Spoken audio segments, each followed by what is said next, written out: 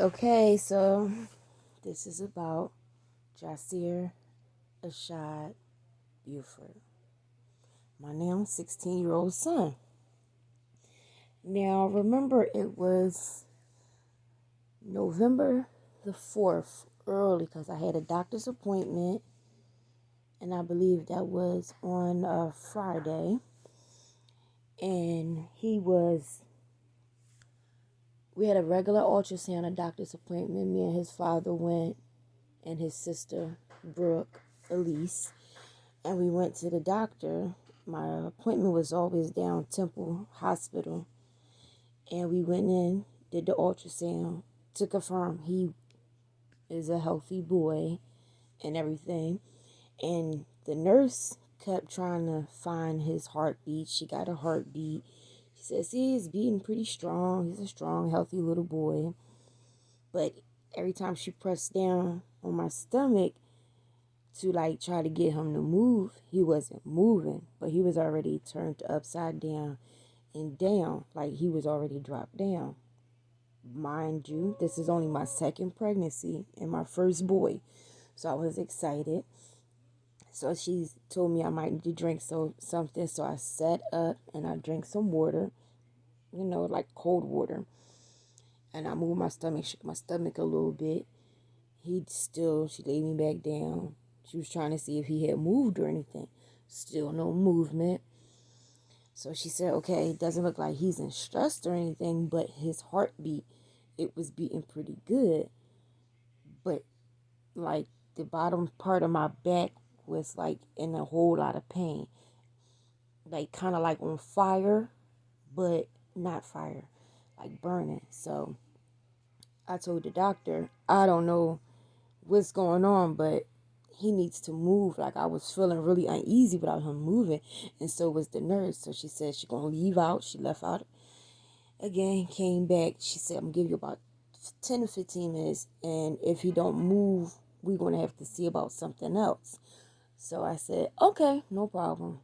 So me and his dad was talking. We was looking at each other like, this kid, he really needs to move, because I was not down for no C-section. I did not want to get cut at the bottom of my tummy. So I was like, please just move. So she came back in. She did it again. She was like, he is not moving. She said, but it looks like he might have put himself into labor. Like he might have put himself, like he was all the way down. And I was telling her, please do whatever you got to do, because he should be coming like basically any day now. I was full term plus like 3 or 4 days. He should have been there about 3 or 4 days ago. So he should have been like a November the 1st baby, I guess. So she was like, well, I'm going to talk to the doctor and see if the doctor going to induce your labor. How do you feel about that? I said, I feel perfectly fine. He's ready to come out, and I'm ready for him. He got an eviction notice. He need to hurry up and get out of my daggone body, because I want my body back. So all I know is she came back in the room. She said, okay, we're going to prep you for labor. I looked at his dad. It was like, we about to go into labor. But back then, his dad was driving the cab. And his dad looked at me and was like, why do he got to go into labor on my day where I have to work? And I was like, I don't know. We got to call somebody, my grandparents, to come pick up Brooke. So long story short, my grandparents came and picked Brooke up. They put me into labor, and we just getting comfortable. They set me up and everything for my epidural, because yes, being as though I pushed out my first child, Brooke, with an epidural, I knew all the pain I was about to get into. And Jahsir was a huge baby. Like he came out like a chunky little boy. He looked at like one of those Indians that run the 7-Eleven stores. He looked at just like one of them. He had the complexion. He was like a really nice looking tan. But that hair, I don't even know where he got the hair from. It looked like he had a stylist that was inside of my stomach styling him getting ready, cutting his hair, lining him up, shaving his hair up. And before he even got pushed out, his father stood in front of me while I got the epidural. And I thought that was very supportive because his dad was kind of like a big husky guy. I had to wrap my hands around him like hold tight so they could put that needle in my back. So anybody that know about epidurals, they know that needle is not nothing to play with because that needle is very close to your spine. But when I say I only did like a few pushes, I wasn't even pushing long, and he came out like it was just so beautiful. And they always got this thing where they be like, well, you want us to put the baby on you, we'll put the baby right in the incubator. I was like, put the baby in the incubator. Like, I don't want to throw all that blood and afterbirth and stuff up on me. But yeah, and I made sure I told his dad, I was like, Joey, you better go follow my baby. And he went over there to him. I forgot exactly how many pounds you was, but I know you had to be like 7 pounds because Brooke was 6'9", and I know you was like at least a few more ounces more than Brooke. So yeah, I already had his name picked out before he even came into the world. So his nickname when I first saw him was Doughboy. Jahsir of Shy Buford. His name was Doughboy after like the first couple hours because he was really shaped like the Pillsbury Doughboy. And he had the shape of the tire place, like the Michelin Man. Like he looked like a few marshmallows stacked on top of each other because he had creases and rolls. He just was so adorable, so cute. That's why I knew. That's when I knew he was going to be something else. And basically like a mama's boy because I breastfed him for a long time.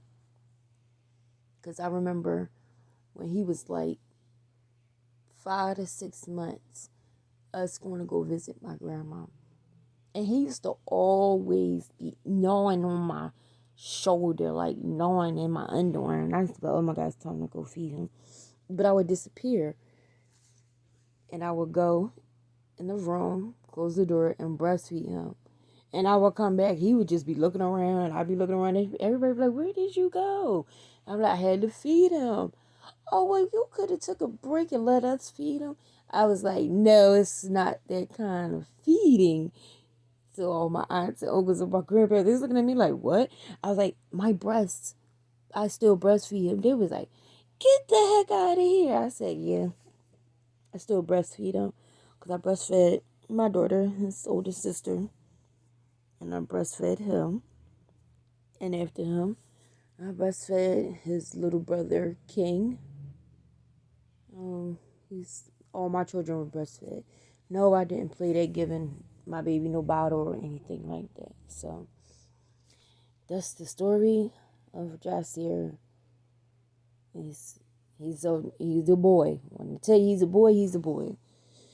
When it comes to fighting, yeah, he loves it. But that's my boy. It's my first boy. And I'm so happy because I knew that he was going to be a boy. And everybody used to say, oh, you're going to have another girl. And I used to look at them like, no. I prayed for a girl with Brooke, and I prayed for a boy with Jahsir. This is going to be a boy. So when everybody knew that he was going to be a boy, they laughed at me. Then after him, it's just been boys, boys, boys. And I told everybody, that when I find out I'm pregnant, I know what I want. I just always pray to God the morning, afternoon, and night that this is what I want.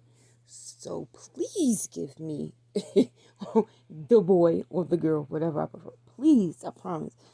I will raise them, take care of them, do good by them. But I need them to be a girl, a boy, a boy, a boy. So, yeah. And after Jahsir, it was 1, 2, 3, 4. It was about 4 boys after Jahsir. But only one made it. Yeah, that I can remember. The other ones, they did pass away. But he knows about them little boys, and he always asks questions about them. I like seeing pictures of them and everything. But that's basically the story of Jahsir. My 16-year-old is very articulate. He's very special. And he's very smart. He's like a little genius, especially when it comes to writing songs and making his radio beats and collabs and music and pictures and stuff. I don't even know how the hell he be doing it sometimes. Like when he come, be like, "Mom, can I take a picture of you? I want to edit it." First of all, how do you even know how to edit? And you're still in school. You're in like the 10th grade. He's been making music, editing stuff since he was like 8 years old. So that's it. Goodbye, ladies and gentle dudes.